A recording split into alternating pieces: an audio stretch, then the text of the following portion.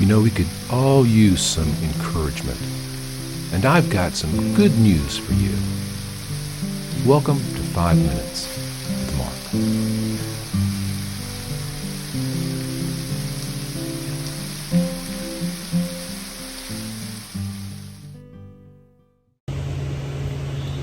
Greetings, friends, and welcome back to 5 Minutes with Mark. Glad you're here. Hey, we have reached the halfway point. Moving into chapter 9. Picking up the story, Mark 9 at verse 1. And he said to them, "Assuredly I say to you, that there are some standing here who will not taste death till they see the kingdom of God present with power." Now after 6 days, Jesus took Peter, James, and John, and led them up on a high mountain apart by themselves, and he was transfigured before them. His clothes became shining, exceedingly white, like snow, such as no launderer on earth can whiten them. And Elijah appeared to them with Moses, and they were talking with Jesus. Then Peter answered and said to Jesus, "Rabbi, it is good for us to be here, and let us make 3 tabernacles, one for you, one for Moses, and one for Elijah." Because he did not know what to say, for they were greatly afraid. And the cloud came and overshadowed them, and a voice came out of the cloud, saying, "This is my beloved Son, hear him." Wow, what an important and mystifying moment, really.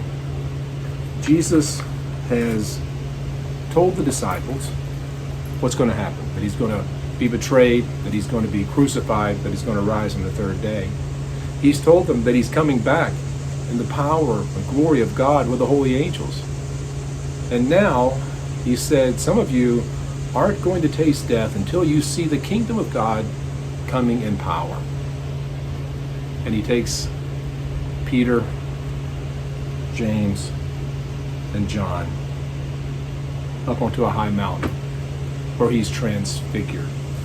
I believe what happened is that Jesus steps out of his earthly countenance and is restored to his heavenly form. Jesus puts on his true form. This is the form that he's going to have when he's resurrected. This is the form that he has now. Jesus is fully human, but he's also fully God.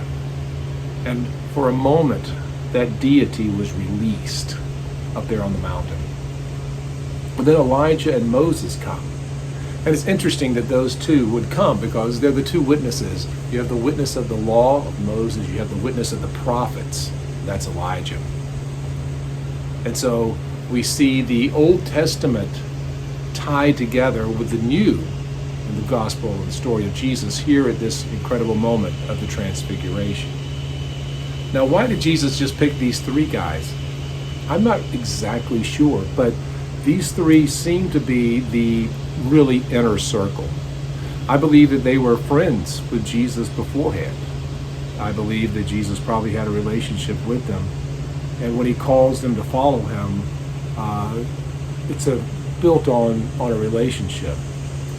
Why Andrew's not there, that's the one that puzzles me a little bit. But he's not. Maybe he was busy doing something else. Anyway, these 3 guys are there.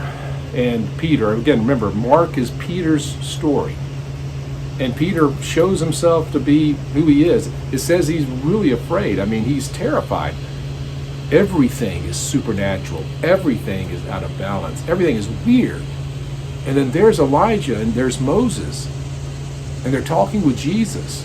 And Peter, for lack of anything else to do, says, maybe we should build you some tents.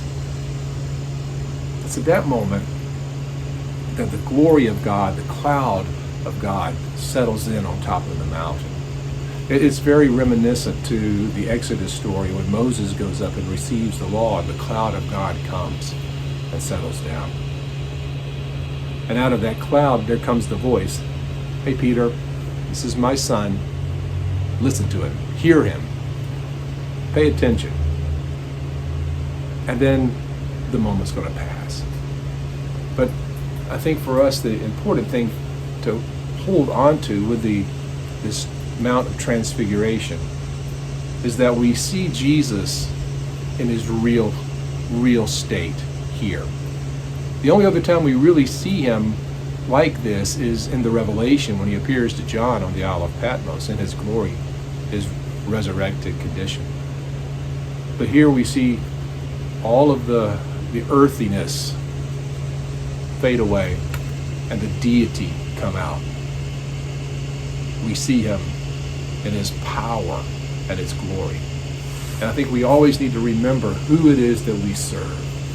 But this Jesus, this man, Jesus of Nazareth, was a man, but he's also fully God. And we, I think, get this glimpse because we're, again, at the halfway point of the story. The first thing that happens as we move forward is we see Jesus in his power, and what we're going to end up is seeing Jesus in his humility, nailed to a cross and dying, because that was the plan all along. We need to understand who's hanging on that cross. We need to understand who's teaching, who's healing, who's casting out the demons, who's going to overturn the money changers' tables. We need to understand who we're dealing with here. And Mark gives us this moment right at the halfway point so that we fully understand Jesus is the Son of God, Son of Man, Son of God. And no, Peter, we can't stay on the mountain.